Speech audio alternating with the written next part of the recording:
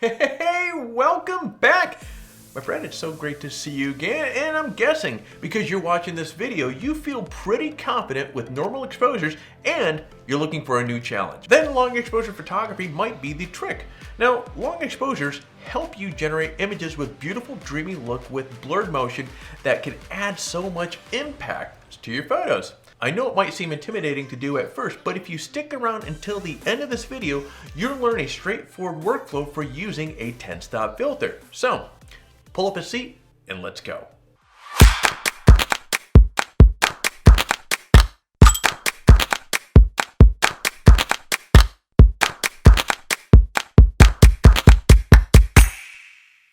Okay, so if you're just getting started in photography or you've just never used a neutral density filter before, you may be asking, what exactly is a neutral density filter?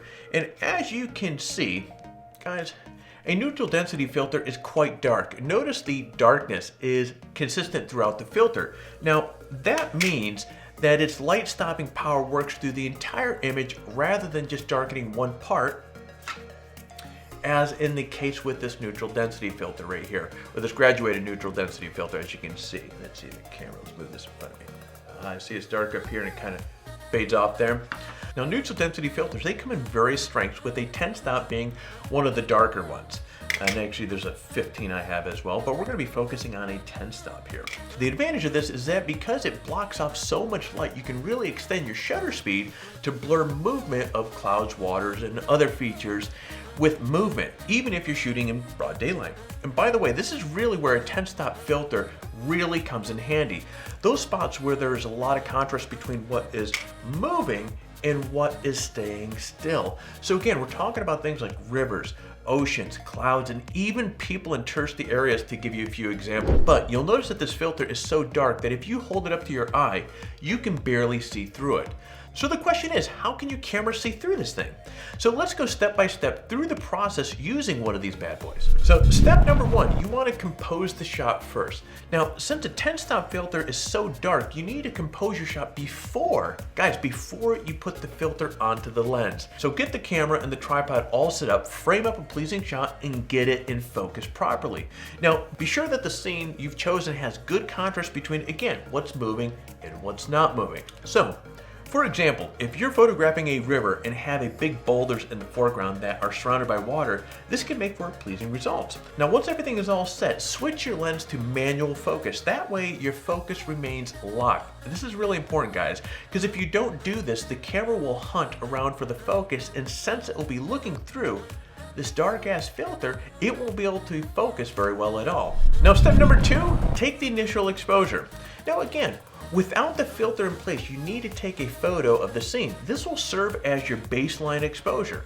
Put the camera in manual mode and dial in the aperture, shutter speed, and the ISO. Now, I do recommend minimizing the ISO to whatever the lowest setting is, and then using the aperture around f8, f11 in order to get good depth of field while taking advantage of the camera's or the lens sweet spot for maximum sharpness.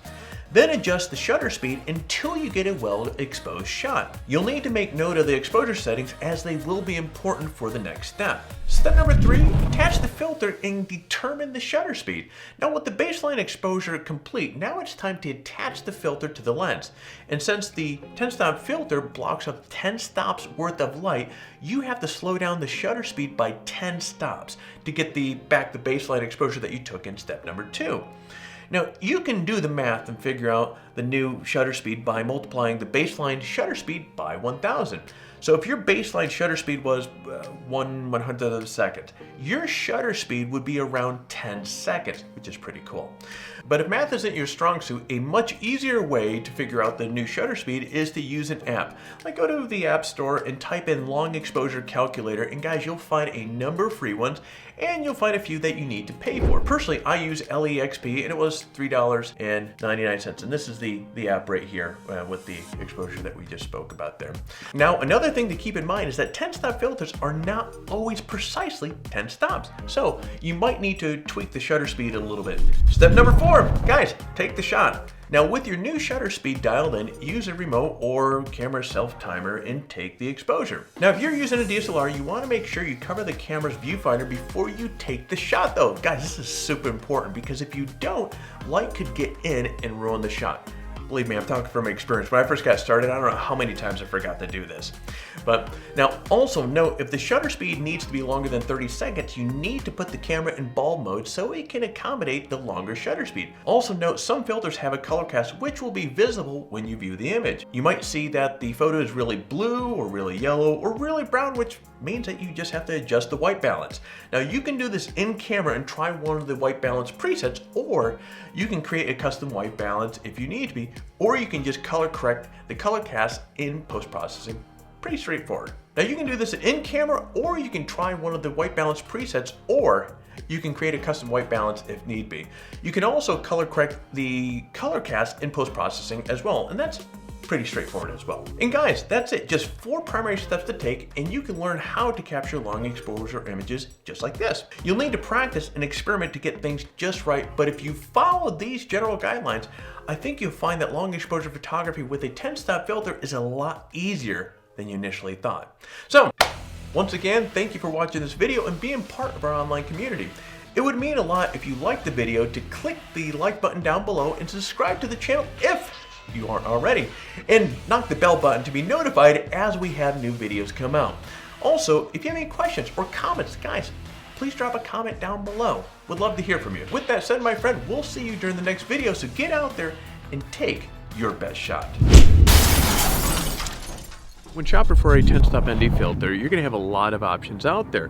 A lot of screw-on ones, some that will slide in front of it. And so one of the things I want you to keep in mind when you go out there and to find the right filter that's for you, think about convenience.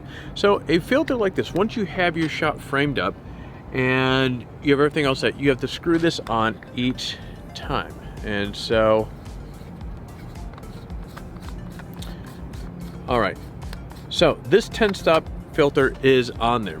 Now, something to keep in mind is every time you want to reframe the shot, you're going to have to unscrew this. 3 hours later. You're going to have to unscrew that to reframe up your shot and then screw it back on. So there's a lot of wear and tear on those threads there.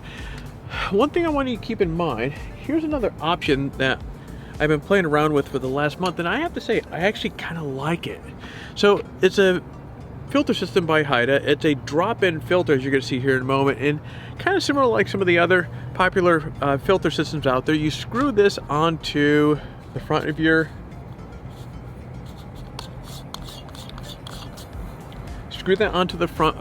lens, and you have this little locking mechanism that you kind of pop this into place just like this, and boom. So here's where convenience really steps it up. This company Haida really steps up the convenience. There you go. This is your 10-stop filter right here. It drops into place just like that. You pinch these up here, pull it out. So you're able to compose your shot, drop in the 10-stop filter, move, recompose, drop it in, and it's less tear on those threads on the front of your camera, and it's just much more efficient and it's quicker. So, little tip for you.